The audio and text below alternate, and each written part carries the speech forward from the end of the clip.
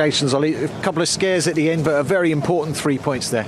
Yeah, I think we started slow, and after their goal, I thought we played well. That was what we needed. We needed to wake up. I think we hadn't shook off the game on Sunday, but after that we played really well. After we scored, poor again, trying to be too direct and to go in behind and the Hollywood passes, and then fantastic goal by Paul, and we have some other chances as well second half to finish the game. But then of course when it's only one goal with the players they put on, it's always going to be like heart in your mouth. He punched the air when that Paul Pogba goal went in. He's in tremendous form right now, scoring goals, causing a bit of problems for everybody. Tremendous form. Yeah, no, he's really come on. He's fit. He can play in midfield. He can play wide. He can play. That's the key with Paul, getting him match fit and really running fit, and he is at the moment. And an early yellow card. He still defended really well, stood his ground, and there was one tackle in the second half that I was worried about. Could have got the lad, but no, he played very well. In terms of the start of the match, though, you started slow. Defensive line got caught out. A goal down very early on. Yeah, we don't do offsides really. We should follow the run, and that's when they run from deep. We knew they were going to do that, so we hadn't woken up, and but good reaction. Yes, Bruno sparked it. Bruno Fernandes, he hit the post and they delivered the ball in for Cavani to mop up, and he's going to gobble those up all day. Yeah, he's such a clever, experienced striker. He makes so many good runs in there, and he should have been given the ball a few more times as well. And what a fantastic save by Areola for the Edinson header as well, second half. And the Bruno shot, to be fair. You've got 6 Premier League winners' medals in the cabinet, so you know what it's all about. Are you in for a long fight at the top there? It's always going to be talk about that when we're halfway through and you're top of the league, but we're not really thinking about this. We just got to go one game at a time and keep everyone healthy and fresh, and then see where we are. It's such an unpredictable season anyway. Well, one thing you can predict is seemingly Manchester United's away form in the Premier League, because they have equalled a club record tonight, 17 unbeaten away from home. That equals, nonetheless, the treble winning team of 98-99. And as I mentioned earlier on, just because you go ahead against Manchester United doesn't mean you're going to get points, because look at that. They have gained the most points from losing positions, 21 of them. All of those 21 points, incidentally, have been gained away from Old Trafford. Next best, Liverpool with 10. And Leicester with 8. So that begs the... What do you do this summer? It's been a question every summer, hasn't it? And it is, and it's so in the balance. And when he's not sort of doing it, you think, oh, just, cut your losses. And Has he got a year left in the summer? No. Oh, yeah. Only a year left? No, he's not available in 18 months, no. No.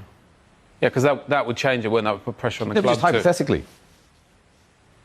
Well, I just think... If he's playing now, you've got to keep him, haven't you? If he's playing in this team, and when you're playing against Liverpool at the weekend, he's starting. When you're playing against Fulham, he's starting. So obviously he's a big asset to the team. If Manchester United want to win the league... He's always been, though, has he? He always has been. But now, if Manchester United want to win the league, as Owen's just touched on, you have to get your best players playing. And that is the job of a manager.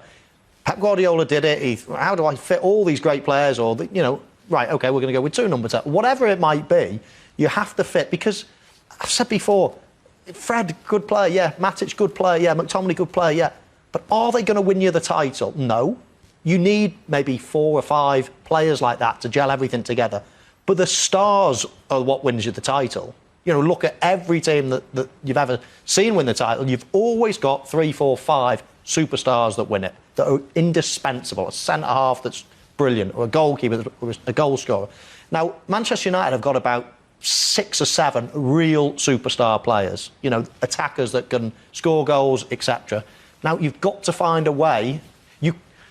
They're impossible to buy, these players. That's the point, Mark. So when you've got one, don't just, right, we can't really... You've got to try to find a way, because if they want to win the league, you're going to have to find a way of it working. Otherwise, You know, you're just going to be playing average Joes in the midfield all the time, and they're never going to win you a league. Average Joes. To give me a non-hypothetical, the answer is June 22 he's contracted to, Paul Pogba. Well, the thing is as well, what does Paul Pogba cost you to go buy then? Okay, so everyone's saying, okay, sell, okay. Yeah, but then you got to replace him. Who are you replacing him with? That's going to cost a fortune. So I'm thinking, no, you got to build around Paul and Bruno Fernandes. Jurgen Klopp did the same, by the way. The front three were outstanding. The defence was outstanding. So he said, right, okay, you know, my number 10s now are the fullbacks. I don't need two number 10s in central midfield. I got a workman-like midfield. Yeah, the defence is going to help me win the title, and the front three will win me the title. The midfield is there just for pure balance. United is almost the opposite. The fullbacks don't create. He's got two really good creators in Paul Pogba and Bruno Fernandes. Build around them. Tell the fullbacks, Wan-Bissaka doesn't give you much going forward. Just stay in, stay there, defend. Sit in there, we'll get one sitter plus the back four. That's 5 that sit, 5 that attack. That could work. It's fascinating. Let me ask you this question, because loads of you have been with me over, goodness knows, 4 or 5 years of Paul Pogba and being at Manchester United, and have used the word trust. OK? So if you're a manager, can I trust him? Is he now proving you can trust him? Going that way, yeah. Going that way, I would never have him as a disciplined centre midfield player. And the problem is, Bruno Fernandes has got that shirt of being the attacking maverick that doesn't really need to pick anyone up. You see him on the right wing, you see him on the left wing, you see him as a number 10. He does what he wants, Bruno, and you can't stop that now because he's scoring all the goals and he's creating all the goals. So that's that position wrapped up. Now, what's left? If it's two sit midfielders behind Bruno, then you're asking about trust? No, is the answer. Going that way, yes. Against Fulham, yes, because you've probably got 70% of the ball most of the time. So, yeah, you can probably get away with it. Your point is, away at Anfield on Sunday, no way. He couldn't trust him to play as an 8. Well, proof's in the pudding. Yeah. What did Ole Gunnar Solskjaer do? And I tell you what, he nearly cost them 3 times in the first half. Because Andy Robertson, one, he put in an awful cross when he was in a great position, which is very unlike him. And then twice Firmino never played him in when he was on for a shot on goal. Could have cost him even when they shoved him out to the left side. So can you trust him in the big games in certain positions? No. But if you build a team to try to make it fine and just have him as an attacking player, absolutely. You know what's interesting? We're talking about a guy that's won the World Cup, and we're asking, can you trust him?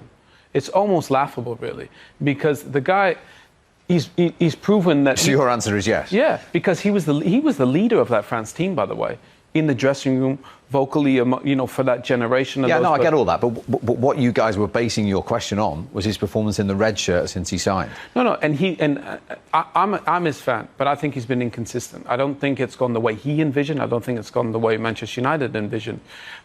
But his talent is undeniable, and he's proven that you can trust him if the balance around him is good. Do United have a team to win the league, do you think? Good enough, talent-wise, since he's been there? I'm here to ask the question. Joe. No, Mo, do you think so? Do you think they've had a team talented enough to win the league since he's been there?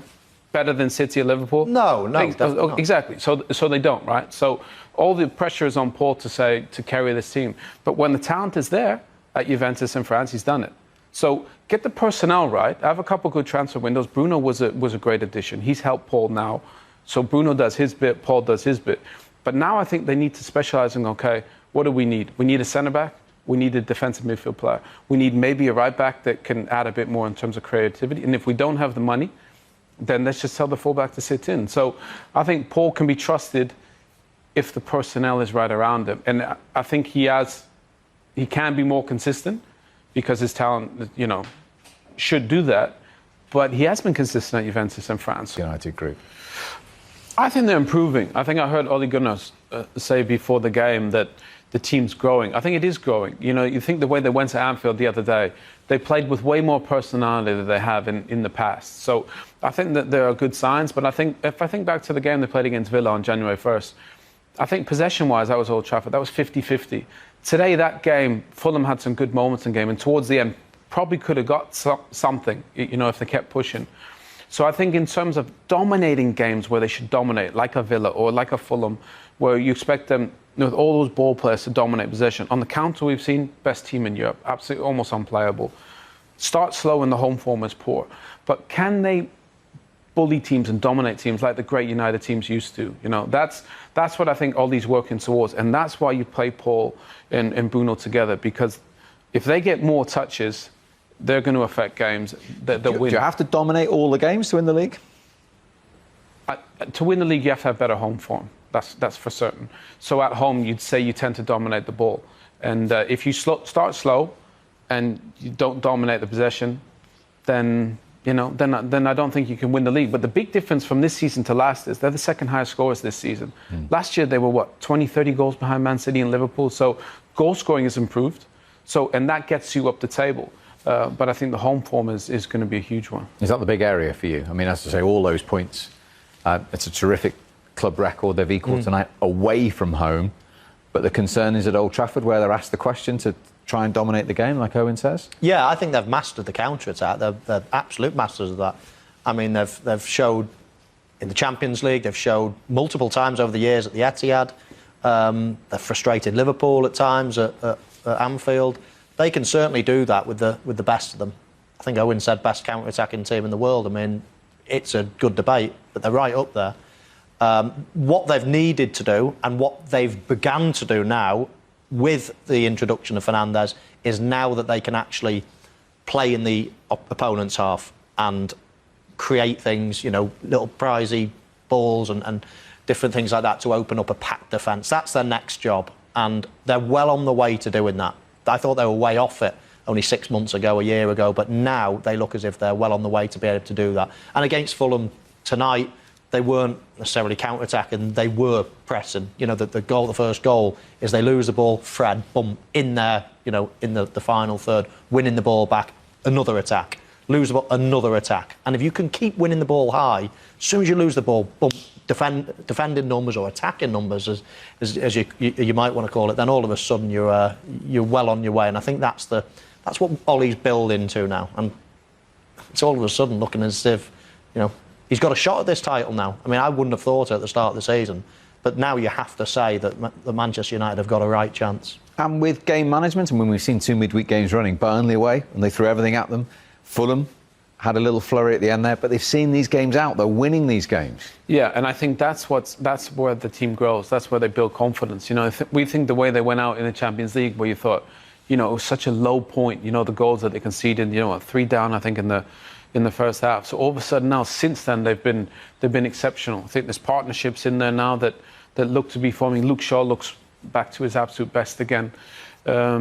So I think there's a lot of positives. I love Cavani in the United team. I just think he gives them something so different. Marcus is really great. Martial has his moments where he can be great. Mason's going to be a diamond.